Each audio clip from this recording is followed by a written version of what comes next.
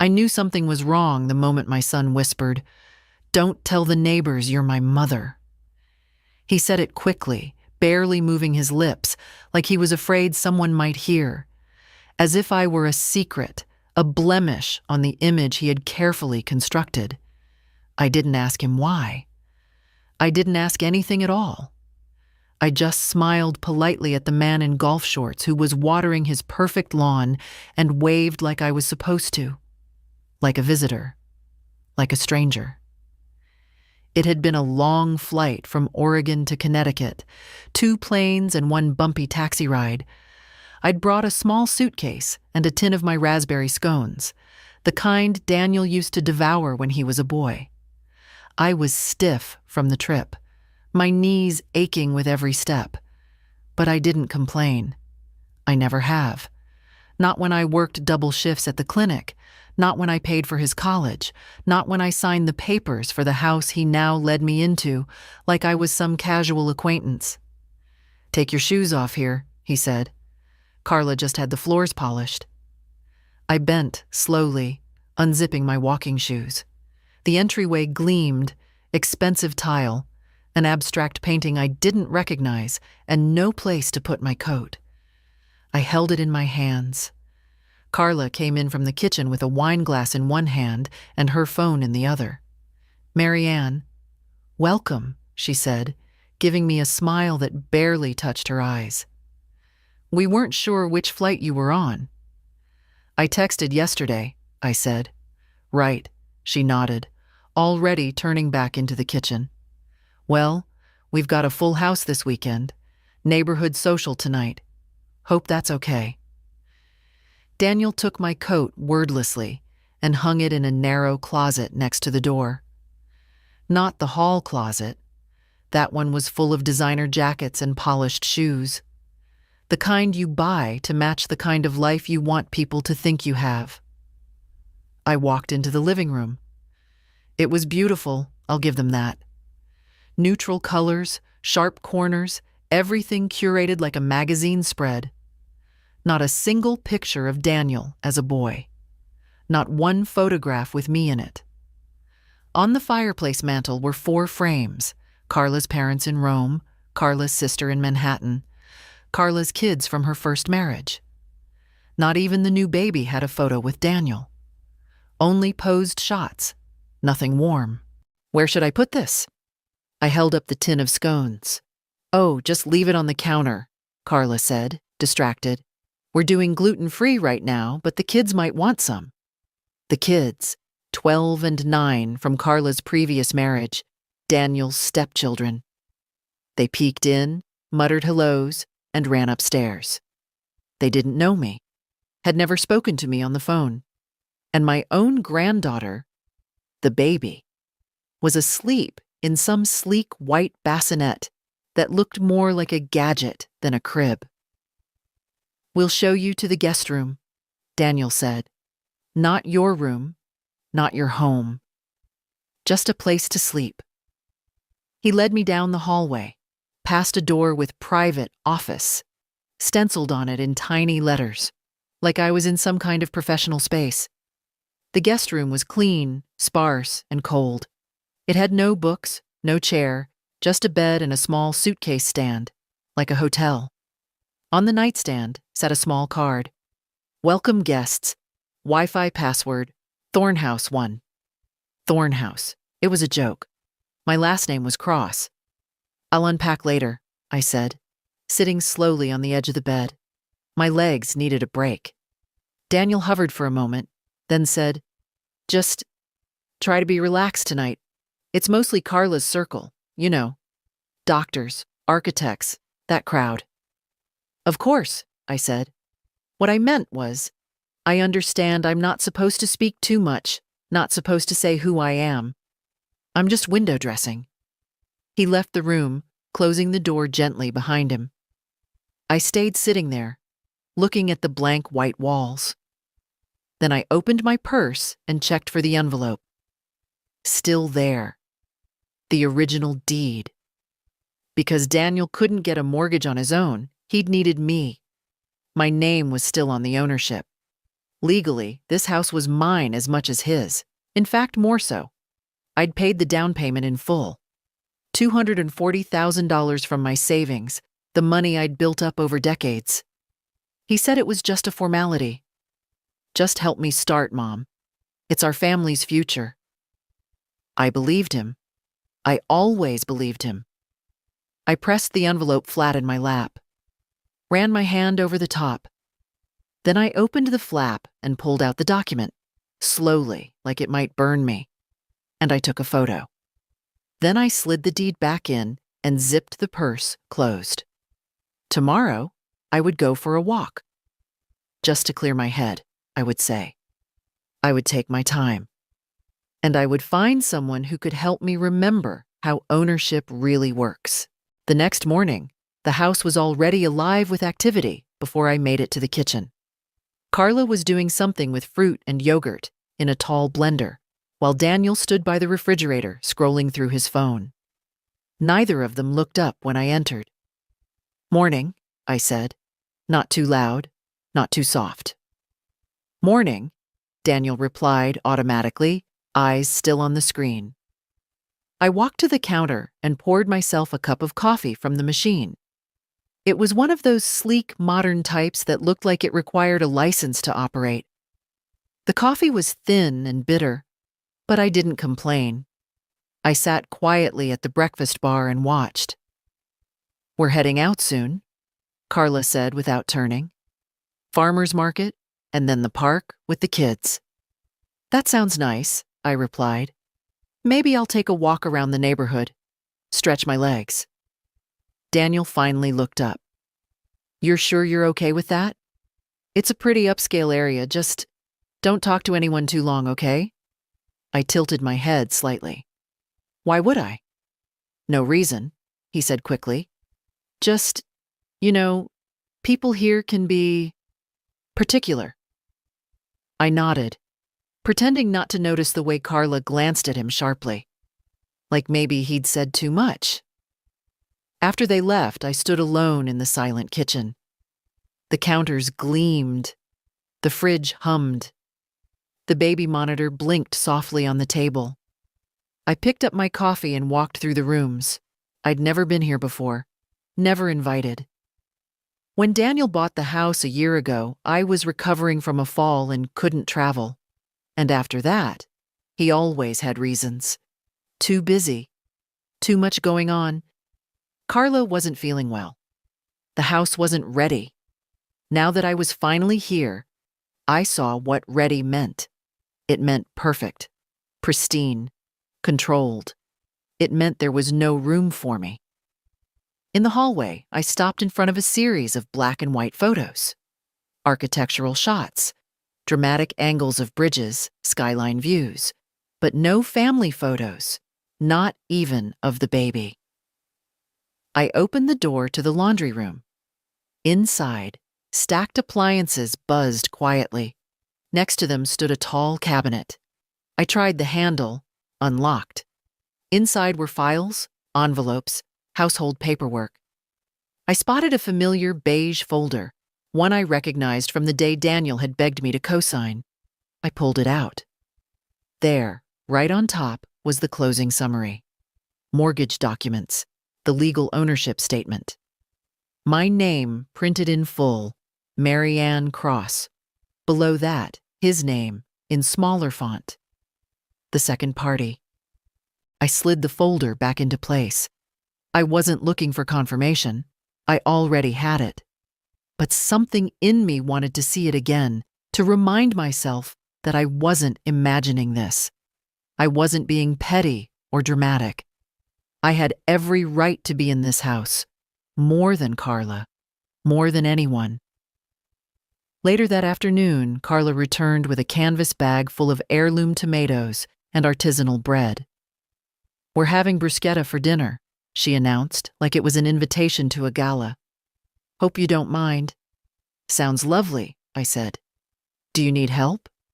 She paused, like the question confused her. "Oh, no, it's all under control." I watched her slice tomatoes with surgical precision, every move deliberate. Everything in this house had an invisible label on it: curated, measured, approved. After dinner, they invited a couple over from across the street, James and Lydia Duval. He worked in finance. She was on some community board. They brought a bottle of white wine and complimented the marble countertops and the fireplace. "And this is Mary Ann," Carla said with a quick smile. "Daniel's family friend." Family friend. I felt it like a needle under the ribs. Quick, sharp, casual, but I didn't flinch. I smiled and offered Lydia a glass of wine. Let the word hang in the air. Let it settle into their impression of me like wallpaper glue. "So nice to meet you," Lydia said. "You're staying for long?" "Just a few days," I replied. "It's always nice to visit places you've invested in." Her brows lifted slightly. "Oh, are you in real estate?" "You could say that," I said. "I helped acquire this property." Daniel coughed. Carla's hand stilled on the tomato bowl. Lydia laughed politely, clearly unsure if I was joking. Later that night, I sat on the edge of the guest bed, the deed photo open on my phone. I stared at my name.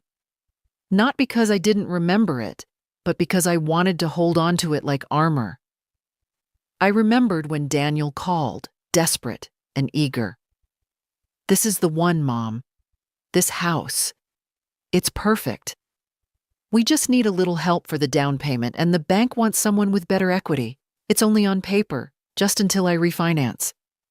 I said yes without hesitation. I always did. I sold bonds I'd been saving since my late husband passed, took a hit on the taxes. I told myself it was worth it. I was building something for the next generation. But now, sitting in this pristine guest room, listening to my own son laugh downstairs with people who thought I was just a friend, I realized I hadn't built anything. I had just rented love. On a very short lease. The next morning, Carla greeted me with a schedule. "We'll be out most of the day.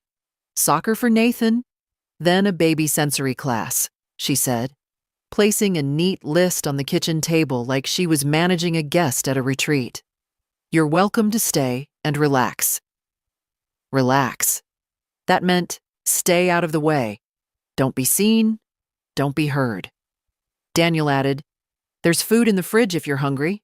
Just help yourself." As if I hadn't cooked every meal of his childhood from scratch.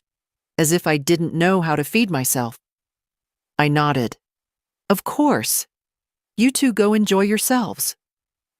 They left in a flurry of baby bags, strollers, and choreographed urgency. The door clicked shut, and silence fell over the house like a heavy curtain.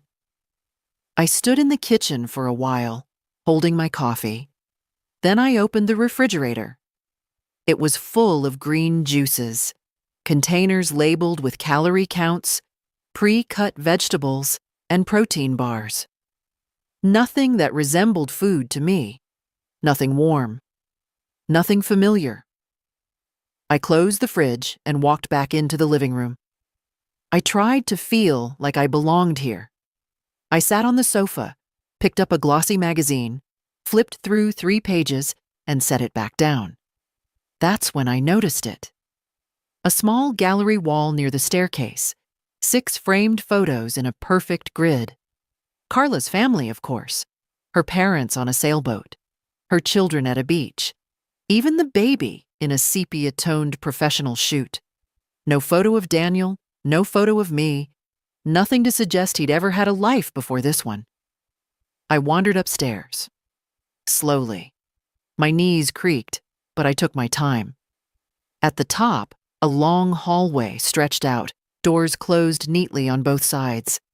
I knew which room was the baby's.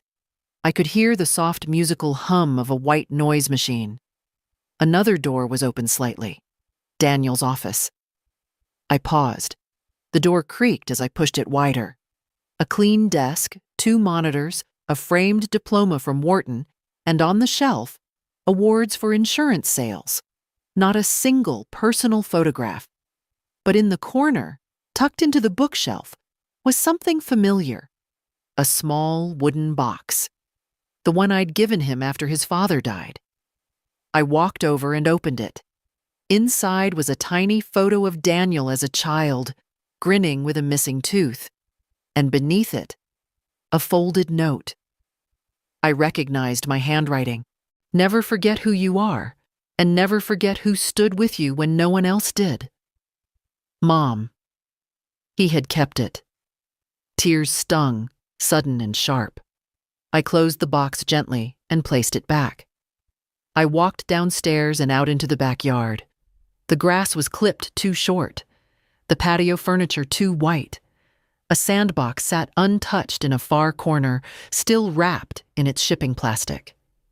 They were building a life that didn't include the mess of children, the softness of memory, the reality of family. Just then, the sliding door opened behind me. Daniel stepped out. "Oh, you're out here." "Beautiful yard," I said. He looked around like he hadn't noticed it before. "Yeah, I guess it's nice." We stood in silence for a moment. Then I said it. "I saw the pictures, inside." He rubbed the back of his neck. "Carla has a certain style. I noticed. It's efficient." "Mom?"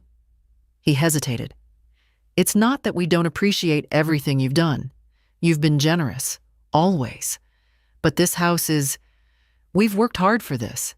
It's part of a certain life. You understand, right?" I turned slowly to look at him. "You mean the kind of life where people don't have mothers who wear old cardigans and bake scones?" "That's not fair." "No," I agreed. "It's not." He looked away, out over the empty sandbox. "Carla's parents are coming next week. We're throwing a small brunch. It's more her family's style." I waited. "I just think, maybe it's best if you don't mention the deed." I hadn't planned to. He turned back to me. "Really?" "Of course. I wouldn't want to ruin the illusion." There was a pause, a long, empty one. Then he said it, the sentence that landed like a stone at the bottom of a dry well. "You know how people judge. You wouldn't want anyone thinking I didn't earn this house." And that was it. The truth finally, with no ribbon. I looked at my son, grown, polished, polite, and entirely unaware of the weight of his words. "I never wanted credit, Daniel," I said quietly. "I wanted connection." He shifted uncomfortably. "It's just complicated." "No," I said. "It's very simple." I went back inside, leaving him there on the patio, standing in the perfect yard he didn't want to share with the imperfect woman who raised him. That night, I didn't sleep. Not really. I lay on the guest bed, hands folded over my stomach, and stared at the ceiling. I could hear the distant hum of a dishwasher, the occasional creak of pipes, and the rustle of wind against expensive glass. I thought of my own mother, who never had money to give me, but gave me everything else. Her voice, her strength, her stubborn insistence that people deserve to be seen, not hidden. And in that quiet house, I decided I wouldn't be hidden anymore. They dressed me up like I was a problem to be solved. Carla came into the guest room just after 5, holding a pale cardigan and a string of faux pearls. "I thought you might want to wear something lighter," she said, like it was a suggestion, but it wasn't. I looked at the soft beige sweater, the kind that disappeared into the background. "I brought my navy dress," I said. Carla smiled tightly. "It's just that tonight's crowd is a little formal. You'll feel more comfortable in this." I took it without argument. Let her think she was winning something. Downstairs, the dining room table had been extended. Glasses sparkled, napkins folded like swans. Music played softly from invisible speakers. The whole house smelled like rosemary and citrus. Not a single dish was homemade. It was all catered, labeled, precise. Daniel emerged from the office in a button-down shirt the color of dust and kissed Carla on the cheek. "Everything looks perfect," he murmured. She beamed. Then she turned to me. "So, just one little thing. When people ask, just say you're an old family friend visiting from Oregon. Not that we're ashamed, of course," she added quickly. "It's just simpler that way." I stared at her. "Simpler?" "You know," Daniel chimed in, "Carla's family has a certain dynamic with appearances. This neighborhood is full of very curated social circles. People make assumptions." "And what would they assume exactly?" I asked. "That your mother flew across the country to crash your party?" He gave a short laugh. "Don't be like that, Mom." I wasn't being like anything. I was just seeing it all clearly now. The doorbell rang. Carla jumped slightly, then smoothed her hair. "Okay, showtime." One by one, the neighbors trickled in. Men in pastel sweaters, women in tasteful heels, all of them with the same glossy smile. They brought artisanal candles, wine from local vineyards, compliments about the countertops. "And who's this lovely lady?" one of the women asked, gesturing toward me. Carla stepped in quickly. "This is Mary Ann. She's a longtime family friend. She knew Daniel back when he was little." "Oh, how sweet," the woman said. "You're practically an aunt." "Aunt Mary," Carla said with a little laugh. "Exactly." I nodded, smiled, took a sip of wine I didn't like, and listened to them talk about gym memberships, school districts, and boat clubs. Daniel moved among the guests like a trained host, laughing just enough, listening just enough, bragging only when invited. Carla watched him like a coach from the sidelines. The whole thing felt like a stage play, and I was just a prop. At one point, I excused myself to use the bathroom and stopped by the kitchen to refill my glass. Daniel followed me in. "You're doing great," he said quietly. "Thanks for playing along." "Is that what I'm doing?" I asked. "Playing?" He ran a hand through his hair. "Look, I know it's weird, but you know how important this is to Carla. She grew up around money. Reputation means something in her world." "And what about your world, Daniel?" He hesitated. "This is my world now." I nodded slowly. "Understood." When I returned to the dining room, they were talking about house values, how much their properties had appreciated. Someone mentioned the market rate of the homes on the east side. "Oh, but this house?" Carla said brightly.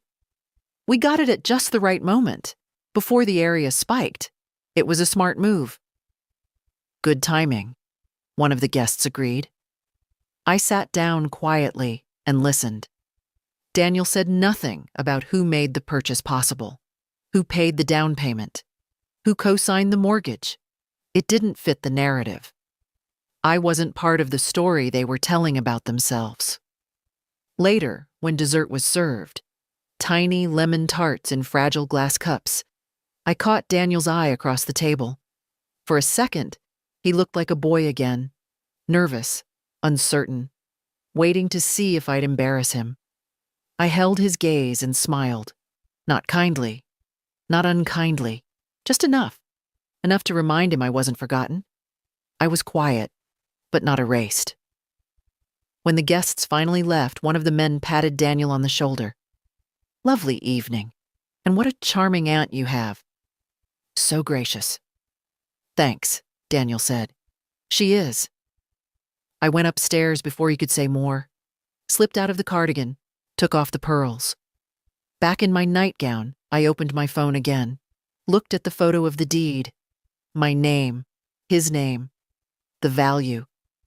I stared at it for a long time, then clicked on share and sent it to my lawyer's private email. Not with a message. Not yet. Just insurance. Just in case this little play of theirs ever needed a rewrite.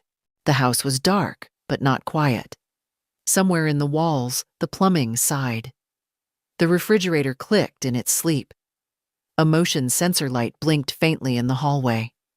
I lay on the guest bed with my hands folded over the blanket, staring at the ceiling, where a shadow of the ceiling fan passed back and forth like a slow pendulum. I couldn't sleep. Not because I wasn't tired. I was. My feet ached from standing too long in shoes meant for show, not comfort. My back ached from sitting too straight for too many hours. My jaw ached from all the smiling. No, it wasn't pain that kept me awake. It was the quiet realization that something inside me had shifted. I remembered a time, not so long ago, though it feels like another life, when Daniel was small enough to sleep curled against me on the couch. He used to run to the door when I came home from work, arms outstretched, face lit up. There were no swans folded from napkins back then. No reputation to protect. Only the two of us in a small apartment with secondhand furniture and mismatched plates, eating dinner on the floor because we didn't have a table yet. And he was proud of me then. He used to tell people, cashiers, neighbors, the school secretary, "That's my mom. She's a nurse. She helps people." Now I was a family friend, an aunt, a liability. I turned to my side, trying not to make the bed creak. Outside the window, a wind had picked up. The neat rows of hedges swayed slightly under the moonlight. Somewhere down the block, a motion-triggered floodlight came on. In that pale glow, I saw something I hadn't noticed earlier, a small plaque by the edge of the lawn. I sat up, peering through the slats of the blinds. The Thorne residence, engraved in brushed metal, anchored into the ground with pride. It wasn't even his full last name, just Thorne, shorter, crisper, easier to say in introductions. Daniel Cross had been shortened, polished, and sanded down until he fit better into cocktail conversations. It was almost funny. Almost. I reached for the drawer of the nightstand. Inside was a hotel-style notepad and pen. I pulled it out and wrote, in small, steady letters, "It's not bitterness. It's math." Then I drew a line down the middle of the page. On one side, money sent, years worked, hours given, meals made, papers signed. On the other, phone calls received, invitations offered, thanks spoken. The left side was full. The right side had nothing but air. I folded the page, tucked it into my wallet behind my driver's license, and turned off the lamp. But I still couldn't sleep. I thought about the conversation we hadn't had. The one where Daniel might have looked me in the eye and said, "I'm sorry. I forgot where I came from. I forgot who stood with me." But that conversation wouldn't happen. Not because he was cruel. No, he wasn't. Daniel had simply grown comfortable. Comfortable with the benefits of my presence and the invisibility of my identity.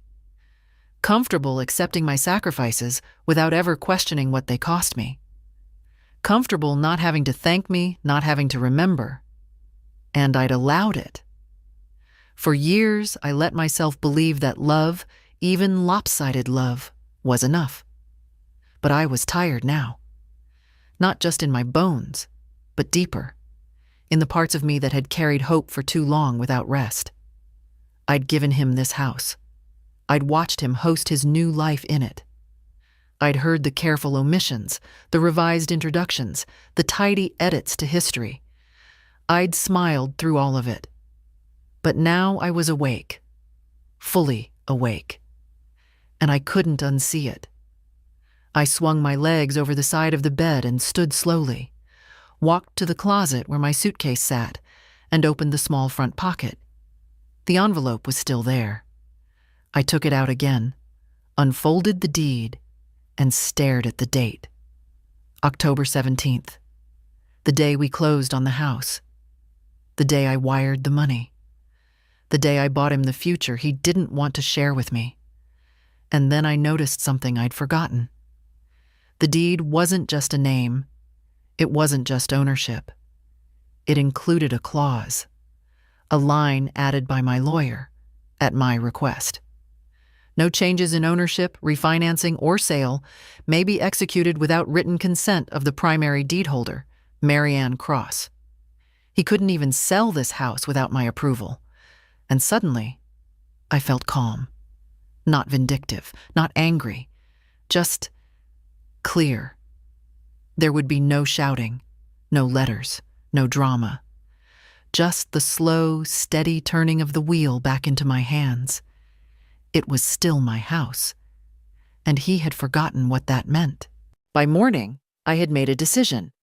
Not loud, not theatrical, just quiet and final, like a door closing with a soft click. The house was empty again. Daniel and Carla had taken the baby to a music development session. The older kids were at school. I stood in the kitchen, still in my robe, drinking coffee that tasted like cardboard and planning my steps.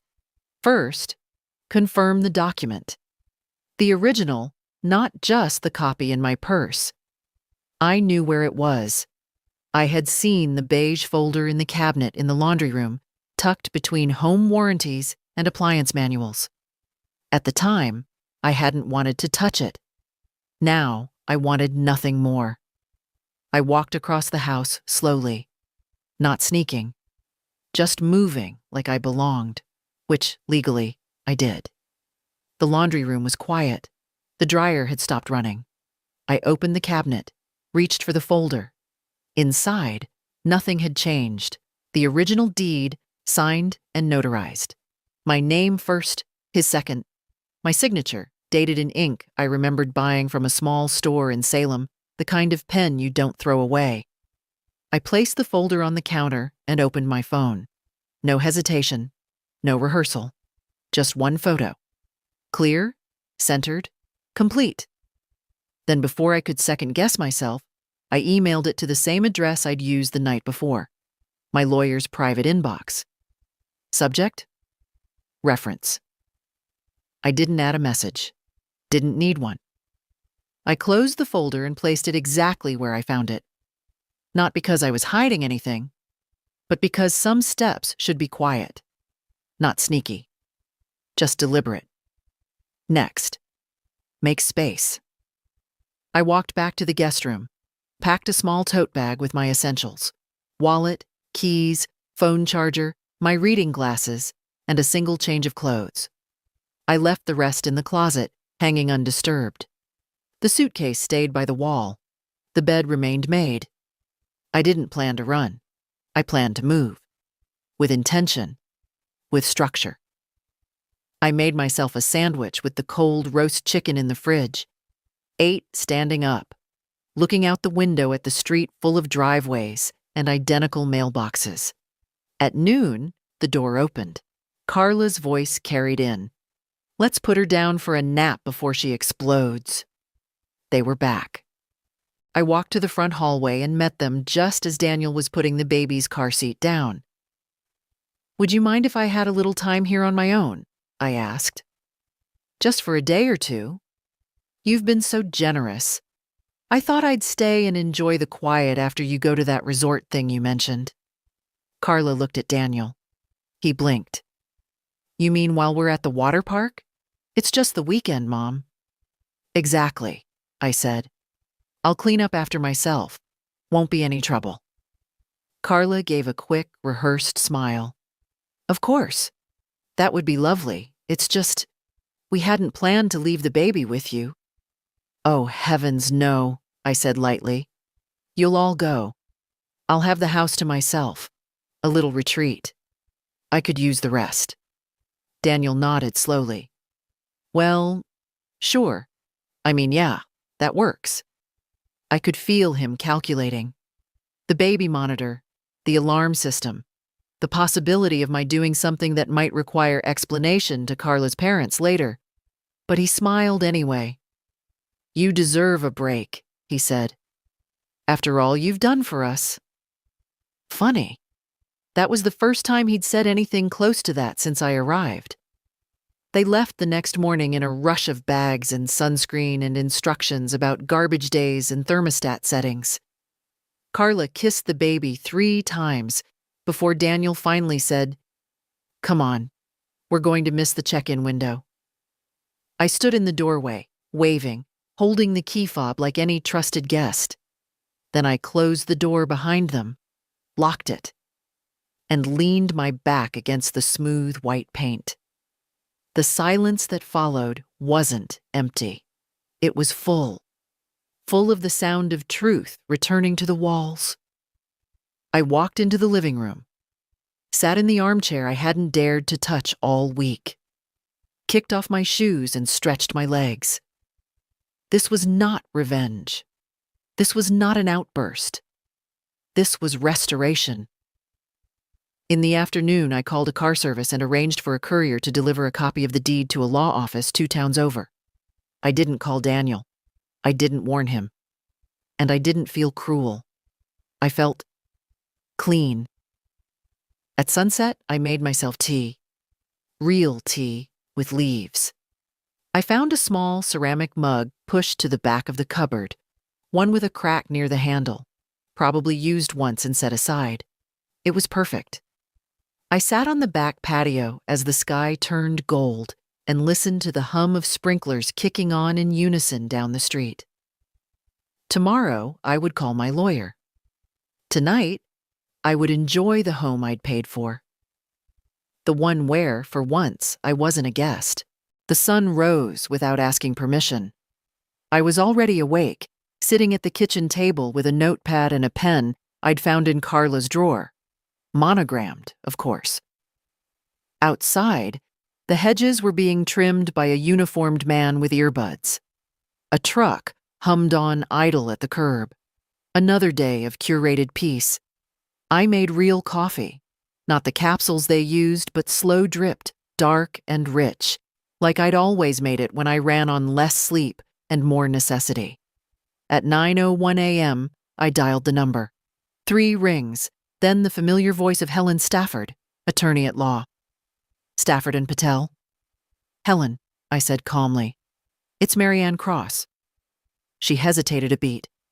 "Well, my goodness. It's been what? 3 years since we spoke? Still in Oregon?" "Actually," I said, "I'm in Connecticut, visiting family, temporarily." "And how can I help?" I glanced at the photo on the fridge, the only one with Daniel in it, cropped tightly between Carla and one of the stepkids. He wasn't smiling. "I'd like to initiate a reassessment of property control," I said, "regarding a home I co-own." "Go on." I laid it out simply. That I had funded the house. That I held majority equity. That Daniel's name was listed only for mortgage eligibility, and that I retained controlling interest. "You never transferred ownership?" she asked. "No." "And you have a copy of the deed?" "I sent it to your inbox last night," I replied. Subject line, reference. She paused. "Well, that simplifies things." She gave a little exhale, the kind lawyers do when they're trying not to sound impressed or judgmental. "What do you want, Marianne? Just tell me plainly." "I want the house legally reassigned under my sole name. I want full authority, unambiguous, final. I don't intend to sell it, but I do intend to make some changes." "Do you anticipate resistance?" I sipped my coffee. He doesn't know yet. But yes. Helen didn't ask why. She didn't need to. She'd met Daniel once, in a conference room years ago, during a matter involving his failed app idea and a loan he forgot he'd taken. She had sized him up in 10 minutes. "All right," she said. "You're still the majority deed holder, and we have leverage. I'll prepare a transfer declaration. Once you sign, we can initiate formal reassignment. If he challenges, it's a civil matter, but we'll win. You want it quiet?" "As quiet as dignity allows." "Understood. I'll email a draft this afternoon." We hung up. I sat in silence for a long while, staring at the open space of the living room.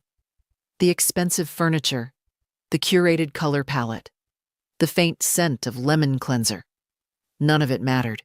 Not anymore. At noon, I opened Daniel's desk drawer. I wasn't snooping. I was securing what I'd earned. Inside, beneath a stack of architectural magazines, I found the spare set of keys. Garage, office, the fireproof box under the stairs. I used the garage key first, walked through, examining the details, boxes labeled Christmas, baby gear, old tech. One bin said, Mom, Misk. It was dusty. I opened it.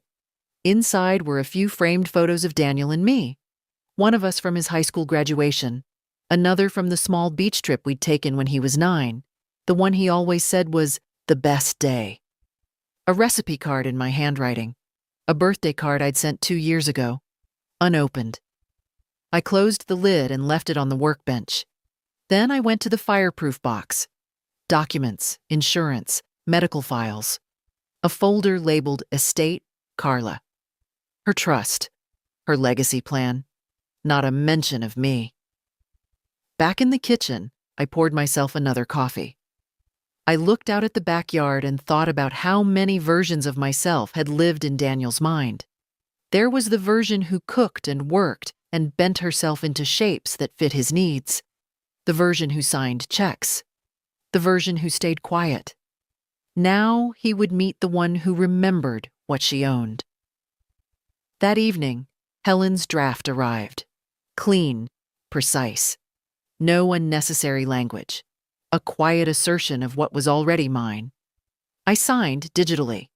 Sent it back. A final message from Helen followed. Once filed, he'll receive formal notice, but if you'd rather tell him yourself, you have until Tuesday. I closed the laptop, turned off the light. Let him have 2 more days of his illusion. Let him sip wine on the patio of some overpriced hotel, thinking he'd built a perfect life. Let him think his mother stayed in the background. I would wait. And then I would knock on the front door of the life he'd excluded me from, not as a guest, but as the owner. Because sometimes silence isn't surrender. Sometimes it's strategy. The day before they left for the water park, I found the right moment. We were in the kitchen. Carla was arranging little containers of snacks, gluten-free pretzels, carrot sticks, dried mango. Daniel was folding towels into a beach bag. Everything was moving fast, but their minds were already on vacation. I was thinking, I said casually, if you're comfortable with it, I'd love to stay here this weekend. You know, while you're away. Carla looked up, her hand hovering over a plastic container of sliced grapes.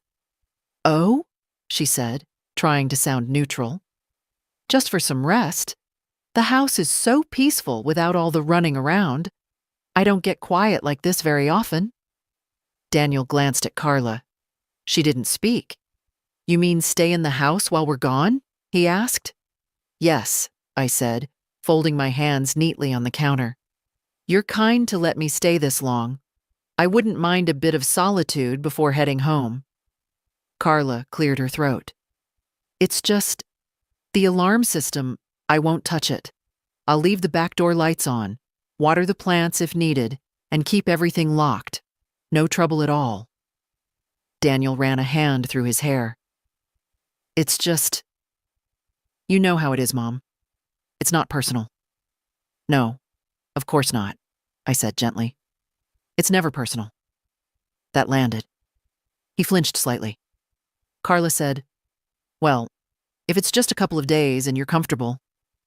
I am, I nodded. And I'd feel better knowing someone's here, watching over things. We both know houses don't like being left alone. That's a phrase he'd heard before. My husband used to say it, years ago, about the cabin we rented one summer. Houses are like people. They get cold when forgotten. Daniel looked at me, and for a second, something shifted in his expression. Like he saw it. The past. The memory. But then it was gone. He reached into the kitchen drawer and pulled out a ring of keys. Here, everything's labeled. Garage, back door, mailbox.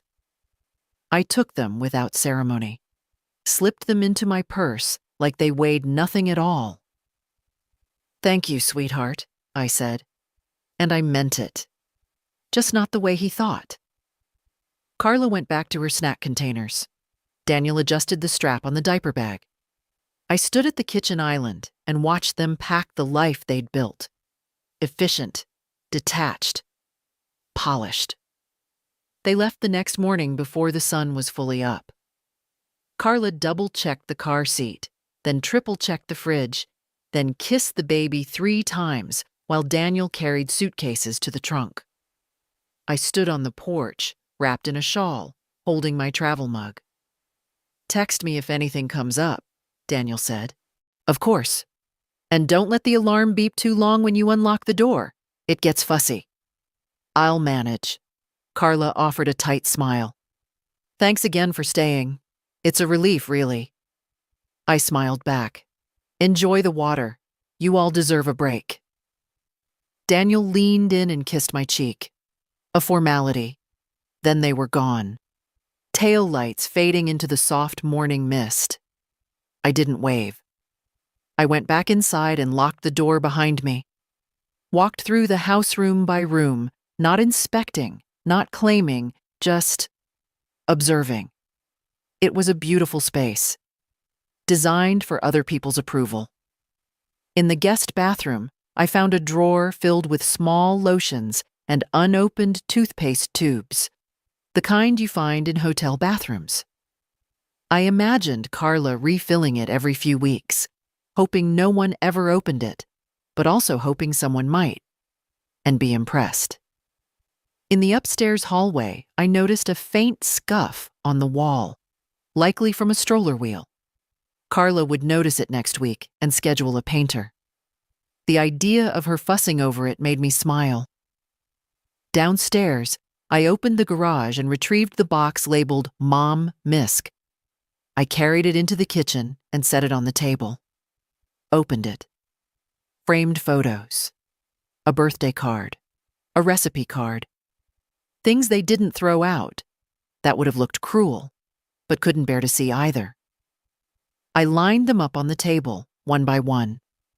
The photo of Daniel at 15, awkward and lanky, with his arm around me at the community center's award night. The one of us at the coast, a year after my husband died. Wind in our faces. A sandwich half-eaten in my hand. The recipe card for apple cake in my careful handwriting. I set them out like evidence in a quiet courtroom. Then I left them there and went into the study. Opened the laptop. Logged in with the password Daniel once showed me. Carla 1984. I opened a browser tab and went to the county's property portal. Typed in the address. Saw both names still listed. Marianne Cross, primary. Daniel Cross, secondary. Still true. Still legal. Still mine. I left the page open, the evidence clear. Then I sat back in his office chair and rested my hands in my lap. I had the house. I had the keys. And now, I had time. They were gone. Not in the sense that they had disappeared. They would return eventually, as scheduled. But in that moment, they were fully gone. The echo of the garage door sliding shut behind their SUV felt like the final line in a chapter I hadn't written, but now claimed. I stood barefoot on the kitchen tiles, the key ring still warm in my palm.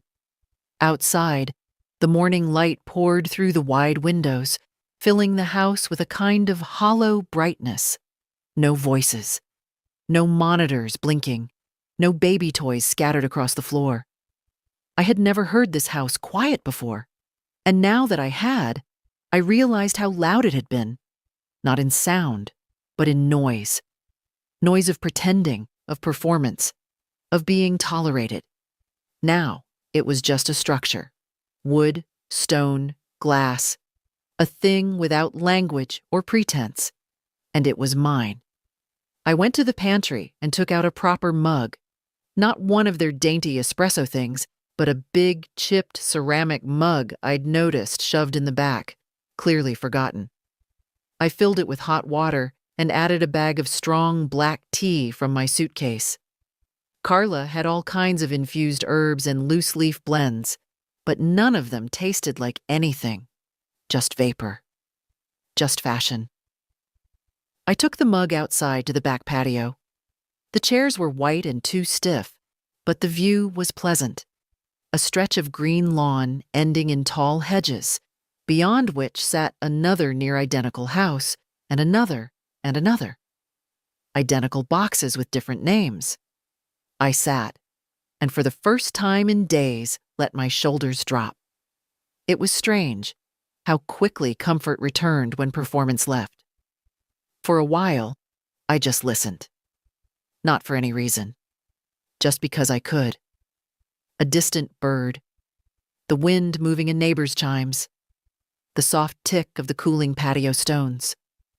I thought about Daniel, speeding down the freeway, music low, baby gurgling in the back seat. Carla would be checking the itinerary, asking where they'd stop for lunch. He'd nod, agree, do what he was told. That had always been Daniel's skill, adapting, blending into whatever shape his life required. It served him well in business. And it served him well in erasing me, but not completely. He hadn't asked me to sign away my part of the deed. Hadn't thought to check if I'd done so. Maybe he'd assumed I had, that I'd forgotten, or let it slip. That was always his mistake. Thinking love was the same thing as surrender. It never was. Love gives, but it remembers. That evening, I cooked. Not a performance meal, not quinoa salad or hand-cut crudités, but real food. I found flour, butter, eggs, made biscuits from memory, roasted a chicken with thyme and lemon, made a salad with too much vinegar, the way I like it. I set the table for one. Used the good dishes, the ones Carla said were only for company. I suppose I counted for once. I poured a glass of red wine from a bottle they'd tucked in the back. The cheap one, not the wine she'd set aside for guests. That was fine. I never liked expensive wine anyway. It always tasted like effort. I ate slowly. No TV, no music, just the sound of silverware on porcelain and my own breath, calm and steady. After dinner, I walked through the house again, room by room. In the baby's nursery, I sat in the rocking chair for a moment. It was brand new, barely used, the kind that made no noise. When Daniel was born, I had a wooden rocker that groaned every time I moved. He used to fall asleep to that rhythm. Groan, creak, rock, creak. I could hear it still. I looked at the books on the shelf. All new. None with folded corners. None with smudges from little hands. Just display. In the guest room, my room for now, I took out my suitcase and packed only the things I would need for 2 more days. The rest I placed in the closet neatly. There was no hurry. The deed transfer had been initiated. My lawyer would notify Daniel in due time. Until then, I wasn't moving. I wasn't hiding. I was simply home. I ended the night on the couch with a blanket and a crossword. The kind I used to do with my husband before he died. We'd sit together, taking turns, arguing over clues. It had been years since I'd done one out loud, but I found myself whispering as I wrote. 4 letters. To own. Answer. Hold. The pen felt good in my hand. The lights dimmed softly on their own. A timer, probably. But I stayed there a little longer, not asleep, just still. It was quiet. It was enough. The next morning, I dressed with purpose. Not in anything fancy, just slacks, a pressed shirt, and the shoes I wore to church back home. Polished, reliable, shoes for walking into rooms where decisions get made. I ate breakfast slowly. Toast, butter, 1 soft-boiled egg. I sat at the kitchen island and watched the light shift across the counter. The granite gleamed under the morning sun. Expensive, cold, and already mine. At 10 a.m. sharp, the doorbell rang. I opened it to a woman in a dark blazer, tidy hair, and soft eyes behind wire-frame glasses. "Marianne Cross?" she asked. "Yes." "I'm Layla Ross. I'm here on behalf of Stafford and Patel." She stepped inside with quiet confidence, carrying a slim leather folder and a tablet. Her presence didn't disturb the house. She fit into the silence. We sat at the dining table. I'd cleared it of Carla's decorative candles and the unread copy of Architectural Digest that always sat open to a random page. Layla opened the folder. "This is a standard reassignment packet.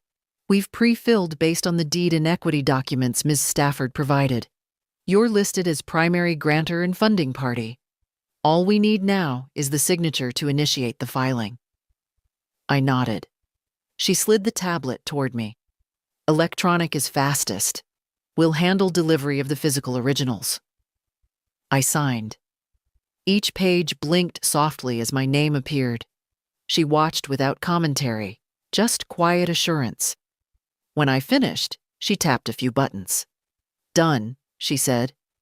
"As of today, legal title reassignment is in progress. You'll receive confirmation by Friday. A physical copy will be mailed to your address of choice." "I'll give you that before you go," I said. "I'm not staying here." She nodded. "Of course." She paused, then added, "For what it's worth, you're not the first mother I've met in this situation." I raised an eyebrow. "We handle a surprising number of quiet reversals," she said.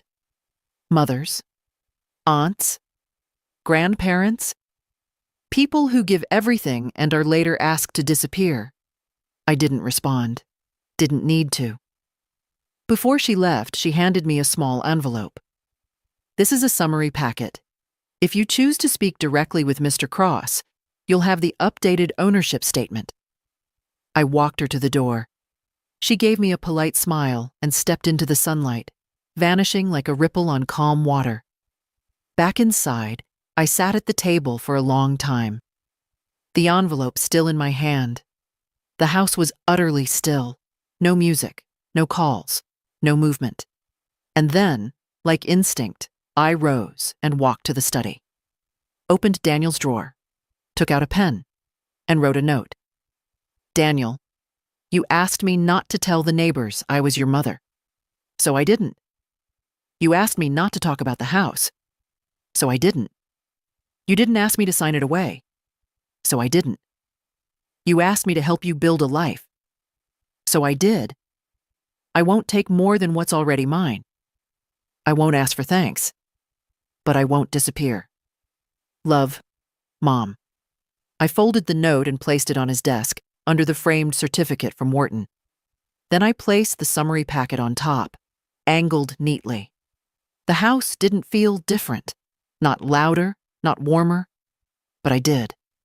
That afternoon, I opened the doors. All of them. The front.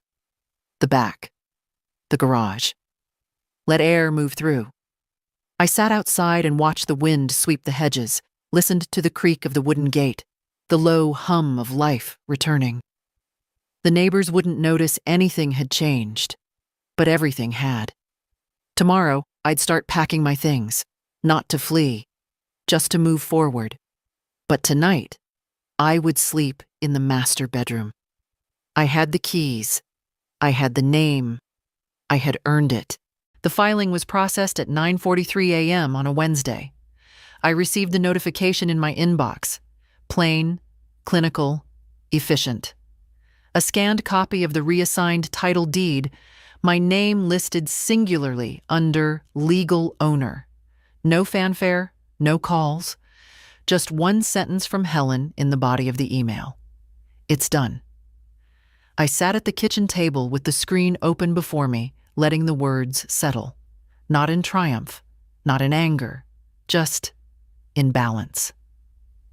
Outside, a gardener trimmed hedges with a small electric blade, methodical and precise. Inside, the silence was complete. I boiled water, made tea, took the mug out to the patio and sat in the same chair I'd occupied every morning that week. The house stood behind me like a shell I'd cracked open and stepped inside.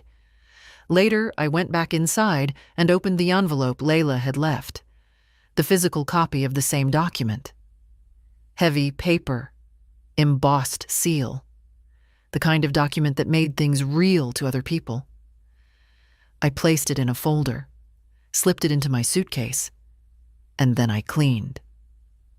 Not the way Carla did, not dusting already polished surfaces or realigning throw pillows by color, but cleaning with purpose.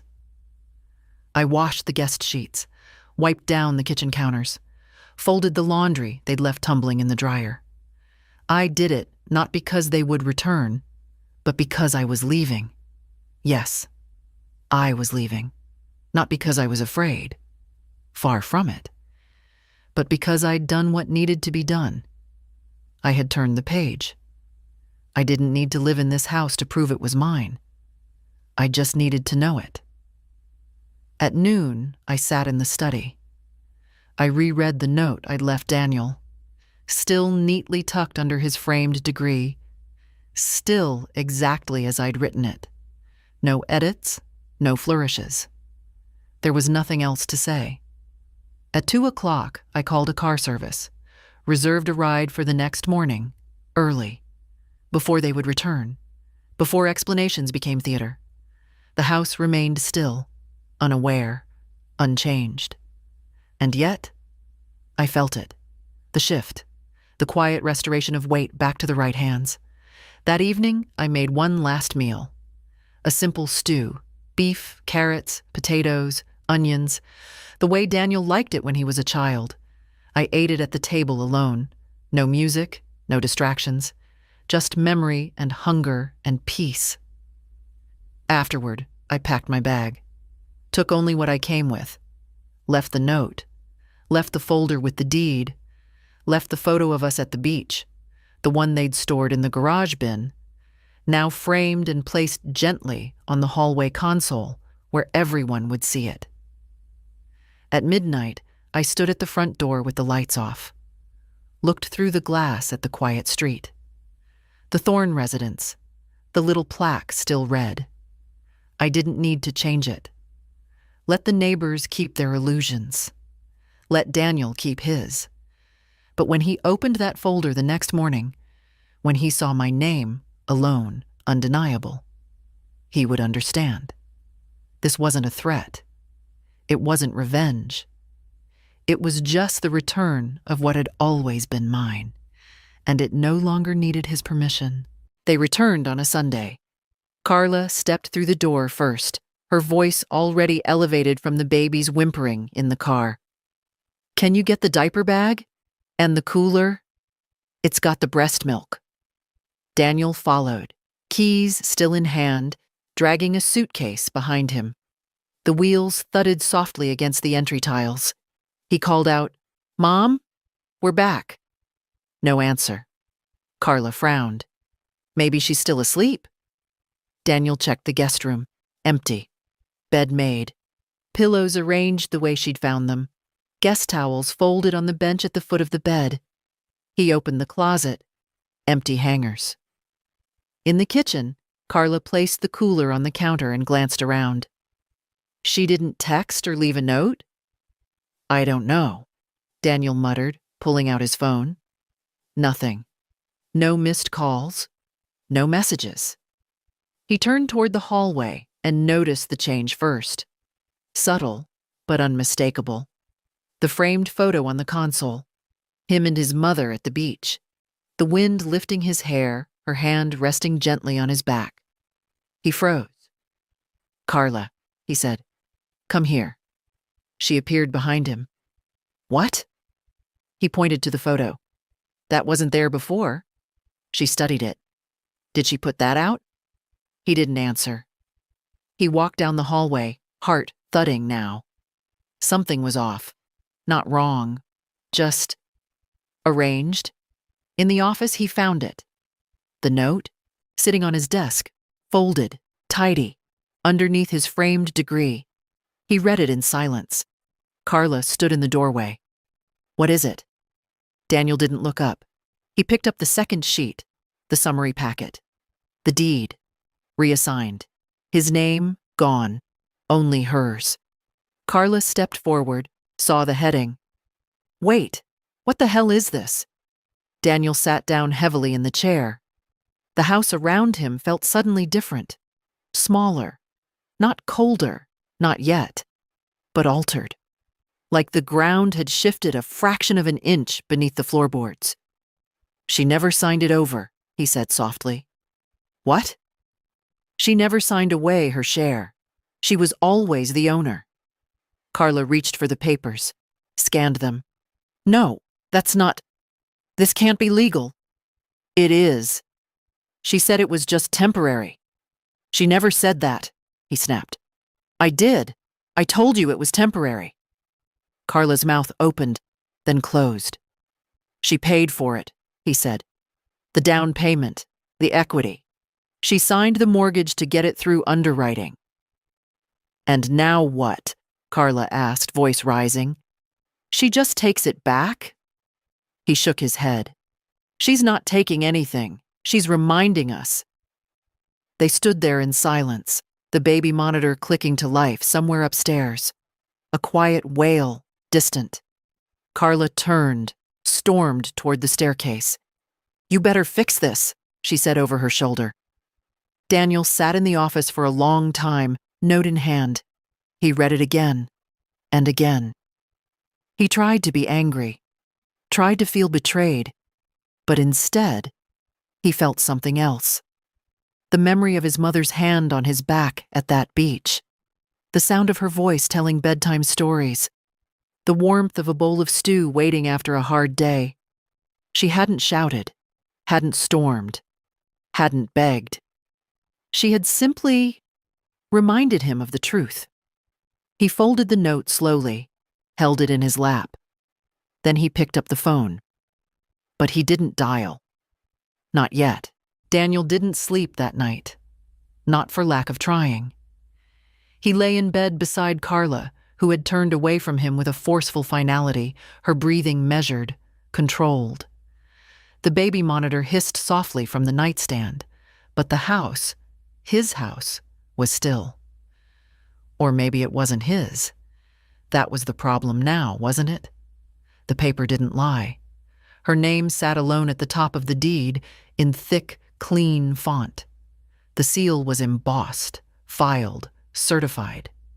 The folder had weight, the kind that made everything else feel suddenly flimsy.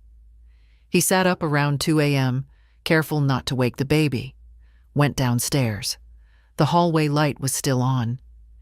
He passed the photo on the console again, and this time, he stopped. It had been taken with a disposable camera. He remembered the feel of the sand on his feet, the squint of the sun.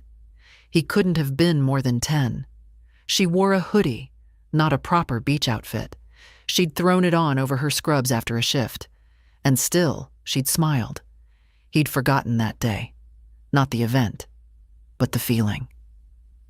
In the kitchen, he poured himself a glass of water and leaned against the sink. She had stayed here, alone, for 2 days. Cooked, cleaned, sat on the back patio probably listening to the birds, watching the hedges sway. She hadn't rearranged anything. She hadn't touched Carla's vases or the baby's toys. But somehow, her presence was everywhere. Not loud, not chaotic, just undeniable. Daniel walked into the office again and opened the folder for the 3rd time. His name wasn't on it, not even in the footnotes. He tried to remember the moment he decided to leave her off. Not legally. He hadn't removed her. He just let it fade. Let the lie grow in convenience. Told Carla it was temporary. Told himself it was cleaner that way. He'd had the down payment, hadn't he? Didn't that count? Except he hadn't.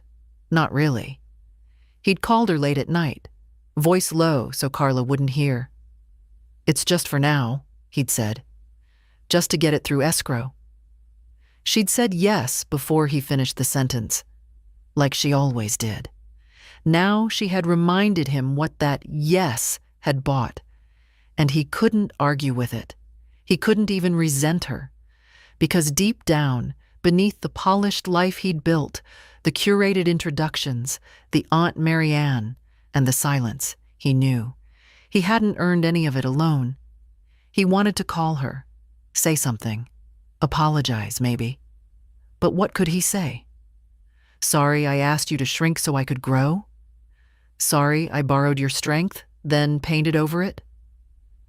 At 3 a.m., he went outside.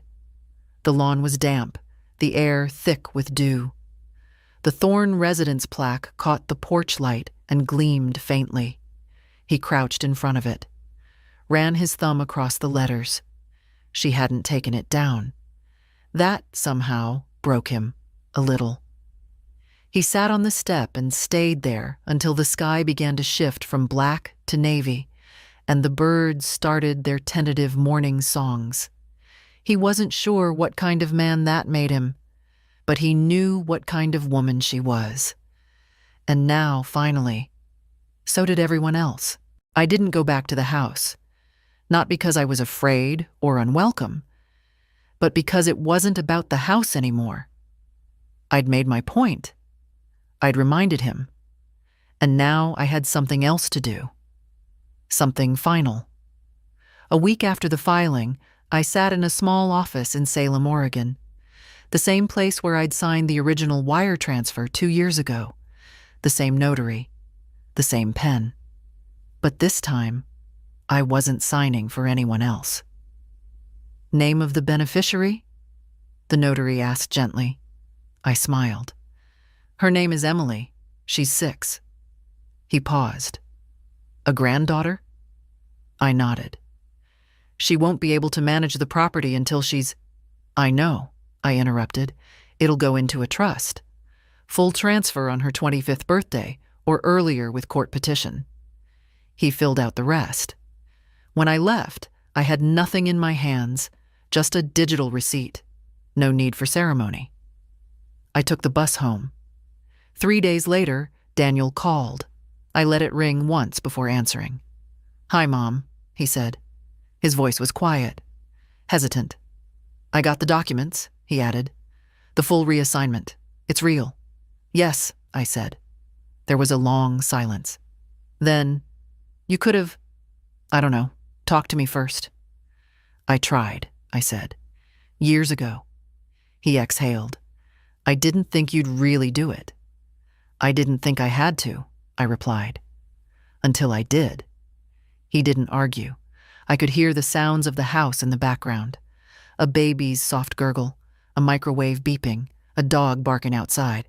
Then his voice again, softer. "You left the photo out." "Yes." "And the note?" "I did." He paused again. "Thank you for not embarrassing me." I smiled, though he couldn't see it. "Oh, Daniel, I didn't do this to embarrass you. I did it to remind you." A quiet beat. "Emily's in school now," he said suddenly. "First grade, top of her reading group." "I know," I said. "She sent me a drawing." He was quiet. Then, with visible effort, he asked, "What happens to the house now?" I let the pause linger before answering. "It goes into a trust," I said. "For Emily. I've signed it over. She'll inherit it when she's old enough." Another silence. Longer this time. That's fair," he said finally. "I mean, it's more than fair." "Yes," I said. "It is." We didn't say much after that. Later that week, I received a package. No note, just a small photo frame. The same one from the hallway console. Us at the beach. I placed it on the shelf near my front window, next to the one of my husband in his uniform, next to the ceramic handprint Emily had made in preschool. A few weeks later, Emily called. "Grandma?" she asked. "Yes, love?" "Daddy says you gave me a house." I laughed. "Not yet. But one day, if you want it. She was quiet, thinking, will it still have the big bathtub? If your parents don't change it, yes. Can I paint my room pink? You can paint it anything you want. She giggled. Then, seriously, will you live there with me? No, sweetheart, I said gently, but I'll be nearby. Promise? I promise. She paused. You're not mad at Daddy anymore? No, I said, and I meant it. Not anymore. Because it wasn't about anger. It never had been.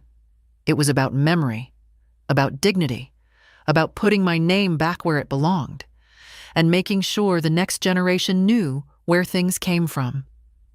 So that one day, when Emily walked through those doors, she'd know the truth. Not just about the house, but about the woman who made sure it still stood. The days grew quieter after that, not emptier, just quieter, like a room after a good conversation when everything important has already been said. I tended to my little garden again, took walks to the post office, baked more often, sent letters. Emily wrote back sometimes, in crooked, bold letters with drawings in the margins. Once she sent me a picture of the house, drawn in pink crayon, with stick figures outside. She labeled them. This is me, she wrote over the girl in the window. This is my house. And then below it, in smaller print, Grandma's house too. I kept it on my fridge. Daniel didn't visit, but he called. On birthdays, on holidays, sometimes just to check in. He never mentioned the deed again. Neither did I, because it wasn't about winning. It was about not vanishing. Carla never called. That was fine. We'd both said enough. And the house, that big, careful house, stood where it always had. A little quieter now, maybe. A little more honest. Daniel stopped calling it the Thorne Residence. The plaque disappeared from the lawn one day. No announcement. Just gone. I was told Emily asked about it, and Daniel said, we don't need it anymore. I liked that. One spring afternoon, I sat on my porch with a blanket over my knees and watched the wind carry petals down the sidewalk.